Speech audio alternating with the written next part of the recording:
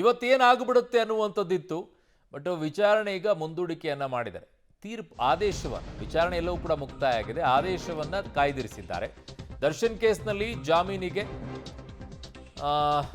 ಏನಾಗಿದೆ ಈಗ ಅನ್ನೋದನ್ನ ಹೇಳ್ತಾ ಇದ್ದೀನಿ ನಿಮಗೆ. ಕೆಳ ನ್ಯಾಯಾಲಯ ಮಾಡಿದ ತಪ್ಪು ರೀತಿಯಲ್ಲಿ ಹೈಕೋರ್ಟ್ ತೀರ್ಪು ಕೊಟ್ಟಿದೆ. ಎಲ್ಲ ಕೇಸ್ಗಳಲ್ಲೂ ಕೂಡ ಹೈಕೋರ್ಟ್ ಹೀಗೆ ಮಾಡುತ್ತಾ ಅಂತ ಸುಪ್ರೀಂ ಪ್ರಶ್ನೆಯನ್ನ ಎತ್ತಿದೆ. ದರ್ಶನ್ ಕೇಸ್ನಲ್ಲಿ ಜಾಮೀನಿಗೆ ಸುಪ್ರೀಂ ಕೋರ್ಟ್ ಅಚ್ಚರಿಯನ್ನ ವ್ಯಕ್ತಪಡಿಸಿ ಆರೋಪಿಗಳು ನಿರಪರಾಧಿ ಅನ್ನೋ ರೀತಿಯಲ್ಲಿ ಹೈಕೋರ್ಟ್ ತೀರ್ಪನ್ನ ಕೊಟ್ಟಿದೆ ಅಂತ ಅಸಮಾಧಾನವನ್ನು ವ್ಯಕ್ತಪಡಿಸಿದೆ. ಕೆಳ ಹಂತದ ನ್ಯಾಯಾಲಯಗಳು ಹೇಗೆ ತಪ್ಪು ಮಾಡುತ್ತೋ ಆ ರೀತಿಯಲ್ಲಿನೇ ಹೈಕೋರ್ಟ್ ಕೂಡ ಮಾಡಿದೆ. ಎಲ್ಲ ಕೇಸ್ಗಳಲ್ಲೂ ಹಿಂಗೆ ಮಾಡುತ್ತಾ ಹೈಕೋರ್ಟ್ ಅಂತ ತನ್ನ ಅಭಿಪ್ರಾಯದಲ್ಲಿ ಪ್ರಶ್ನೆಗಳನ್ನು ಎತ್ತಿ ಹೈಕೋರ್ಟ್ ಬಗ್ಗೆ ಒಂದಿಷ್ಟು ಅಸಮಾಧಾನವನ್ನು ವ್ಯಕ್ತಪಡಿಸಿದ್ದಾರೆ. ಹೈಕೋರ್ಟ್ನ ಆದೇಶದ ಬಗ್ಗೆ ಸುಪ್ರೀಂ ಕೋರ್ಟ್ನ ನ್ಯಾಯಮೂರ್ತಿಗಳು ಒಂದಿಷ್ಟು ಅಸಮಾಧಾನವನ್ನು ವ್ಯಕ್ತಪಡಿಸಿದ್ದಾರೆ. ಎಲ್ಲ ಕೇಸ್ಗಳಲ್ಲೂ ಹೀಗೆ ಮಾಡ್ತಾರಾ? ಬೇಸರವನ್ನು ವ್ಯಕ್ತಪಡಿಸಿದ್ದಾರೆ ಅವರು. ಯಾಕಂದರೆ ಇಲ್ಲೆಲ್ಲ ಸಾಕ್ಷ್ಯಗಳಿವೆ. ಹೀಗೆಲ್ಲ ಇದ್ದಾಗಲೂ ಕೂಡ ಜಾಮೀನನ್ನು ಹೇಗೆ ಮಂಜೂರು ಮಾಡಲಾಗಿದೆ? ಅದರ ಜೊತೆಗೆ ಬರೀ ಜಾಮೀನು ಮಂಜೂರು ಮಾಡೋದಲ್ಲ, ಅಲ್ಲಿ ಹೇಳ್ತಾರೆ ನಿರಪರಾಧಿ ಅನ್ನೋ ರೀತಿಯಲ್ಲಿ ಬೇಲ್ ನೀಡಿದೆ ಅಂತ ಹೇಳಿ. ಆರೋಪಿಗಳು ನಿರಪರಾಧಿ ಅನ್ನೋ ರೀತಿಯಲ್ಲಿ ಬೇಲನ್ನು ಕೊಟ್ಟಿರೋದು ಅಚ್ಚರಿಯನ್ನು ಮೂಡಿಸಿದೆ ಅಂತ ಸುಪ್ರೀಂ ಕೋರ್ಟ್ ಅಸಮಾಧಾನವನ್ನು ವ್ಯಕ್ತಪಡಿಸಿದೆ ಹೈಕೋರ್ಟ್ ಬಗ್ಗೆ. ಎಲ್ಲ ಕೇಸ್ಗಳಲ್ಲೂ ಕೂಡ ಹೈಕೋರ್ಟ್ ಹೀಗೆಯೇ ಮಾಡುತ್ತಾ?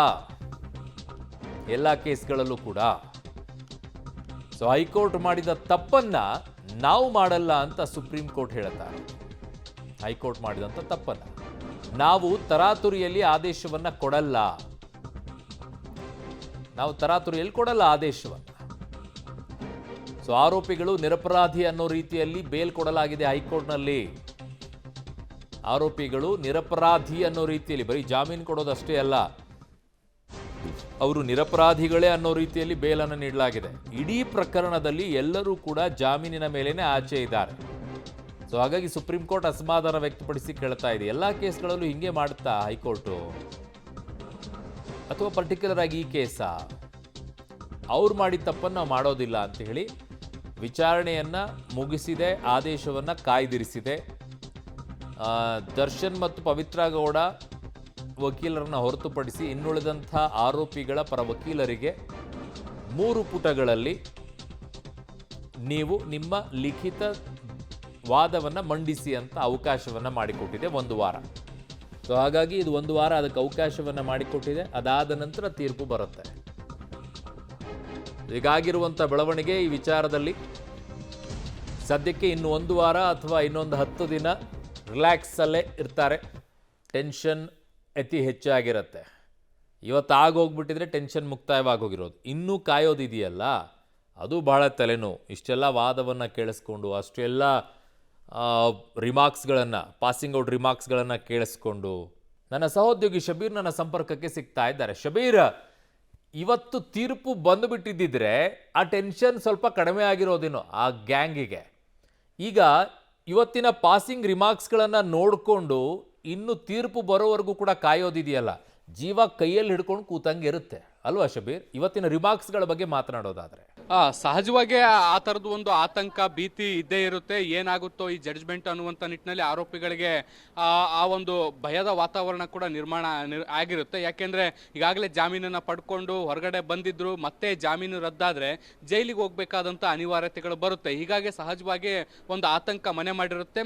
ಸುಪ್ರೀಂ ಕೋರ್ಟ್ ಕೂಡ ಈ ನಿಟ್ಟಿನಲ್ಲಿ ಸಾಧ್ಯವಾದಷ್ಟು ಬೇಗ ಇದು ಏನೋ ಒಂದು ತೀರ್ಪನ್ನು ಕೊಡುವಂಥ ಸಾಧ್ಯತೆಗಳನ್ನು ಕೂಡ ನಿರೀಕ್ಷೆ ಮಾಡ್ಬೋದು. ಈಗಷ್ಟೇ ವಕೀಲರು ಹೇಳ್ತಾ ಇದ್ರು, ಬಹುಶಃ 5 ದಿನಗಳ ಕಾಲ ಸಮಯಾವಕಾಶವನ್ನು ರಿಟರ್ನ್ಸ್ ಫೈಲಿಂಗ್ ಮಾಡಕ್ಕೆ ಕೊಟ್ಟಿದ್ದಾರೆ. ಅದಾದ ಬಳಿಕ ಬಹುತೇಕ 1-2-3 ದಿನಗಳಲ್ಲಿ ಜಡ್ಜ್ಮೆಂಟ್ನ ಎಕ್ಸ್ಪೆಕ್ಟ್ ಮಾಡ್ಬೋದು ಅಂತ. ಅಂದರೆ 8ರಿಂದ 10 ದಿನದಲ್ಲಿ ಈ ಒಂದು ಪ್ರಕರಣಕ್ಕೆ ಸಂಬಂಧಪಟ್ಟಂತ ಆದೇಶ ಹೊರಬರುವಂಥ ಸಾಧ್ಯತೆಗಳನ್ನು ಕೂಡ ನಿರೀಕ್ಷೆ ಮಾಡಲಾಗ್ತಾ ಇದೆ. ನೋಡಿ, ಇಲ್ಲಿ ಪಾಸಿಂಗ್ ರಿಮಾರ್ಕ್ಸ್ ಬಗ್ಗೆ ಮಾತಾಡೋದಾದ್ರೆ ಬಹಳಷ್ಟು ಅಳೆದು ತೂಗಿ ವಿಚಾರಣೆ ನಡೆಸುವಂಥ ಕೆಲಸವನ್ನು ಸುಪ್ರೀಂ ಕೋರ್ಟ್ ಮಾಡಿರುವಂಥದ್ದು.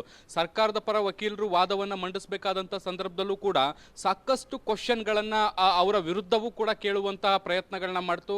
ಅಂದರೆ ಆ ಇಡೀ ತನಿಖೆಯನ್ನು ಪ್ರಶ್ನೆ ಮಾಡುವಂತಹ ಪ್ರಯತ್ನಗಳನ್ನ ಮಾಡುವಂಥದ್ದು, ಈ ರೀತಿಯಾಗಿ ಕ್ರಾಸ್ ಕ್ವಶನ್ಸ್ನ ಮೂಲಕ ಮತ್ತಷ್ಟು ಮಾಹಿತಿಗಳನ್ನು ಹೊರತೆಗೆಯುವಂಥ ಕೆಲಸವನ್ನು ಮಾಡ್ತು. ಇನ್ ದ ಸೇಮ್ ಟೈಮ್ ನಟ ದರ್ಶನ್ ಪರ ಆರ್ಗ್ಯುಮೆಂಟ್ಸ್ನ ಕೇಳಬೇಕಾದಂಥ ಸಂದರ್ಭದಲ್ಲೂ ಕೂಡ ಅವ್ರಿಗೂ ಕೌಂಟರ್ ಕ್ವಶನ್ಗಳನ್ನು ಹಾಕೋ ಮೂಲಕ ಅವ್ರಿಗೂ ಕೂಡ ಸಾಕಷ್ಟು ಪ್ರಶ್ನೆ ಪ್ರಶ್ನೆಗಳನ್ನ ಎತ್ತುವಂತ ಕೆಲಸವನ್ನ ಮಾಡ್ತು.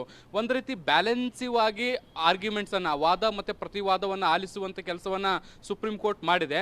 ಆದ್ರೆ ಎಲ್ಲೋ ಒಂದ್ ಕಡೆ ಇವತ್ತಿನ ಆರ್ಗ್ಯುಮೆಂಟ್ ಅಲ್ಲೂ ಕೂಡ ಹೈಕೋರ್ಟ್ನ ಆದೇಶದ ಬಗ್ಗೆ ಒಂದಷ್ಟು ಭಿನ್ನಾಭಿಪ್ರಾಯಗಳನ್ನ ಮತ್ತೆ ಕೋರ್ಟ್ ಮೆನ್ಷನ್ ಮಾಡಿರುವಂತಹ ಹಿನ್ನೆಲೆಯಲ್ಲಿ ಈ ಜಡ್ಜ್ಮೆಂಟ್ ಏನಾಗಬಹುದು ಅನ್ನುವಂತಹ ಕುತೂಹಲ ಸಹಜವಾಗಿ ಮನೆ ಮಾಡಿರುವಂತದ್ದು. ನೋಡಿ, ಒಂದ್ ಕಡೆ ವಾದ, ಮತ್ತೊಂದ್ ಕಡೆ ಪ್ರತಿವಾದವನ್ನು ಆಲಿಸಿದಂತ ಸಂದರ್ಭದಲ್ಲಿ ಓಕೆ ಇದು ಏನಾದರೂ ಆಗ್ಬೋದು ಅನ್ನುವಂಥ. ಆದ್ರೆ ಸುಪ್ರೀಂ ಕೋರ್ಟ್ ಕೊಟ್ಟಿರುವಂತಹ ಆದೇಶವನ್ನ ಪದೇ ಪದೇ ಭಿನ್ನಾಭಿಪ್ರಾಯಕ್ಕೆ ಒಳಪಡಿಸುವಂಥದ್ದು ಅಥವಾ ಅದ್ರ ಬಗ್ಗೆ ಅಸಮಾಧಾನವನ್ನ ಹೊರ ಹಾಕುವಂಥದ್ದು ಇದೆಯಲ್ಲ, ಇದು ಒಂದಷ್ಟು ನೋಟ್ ಡೌನ್ ಆಗುತ್ತೆ.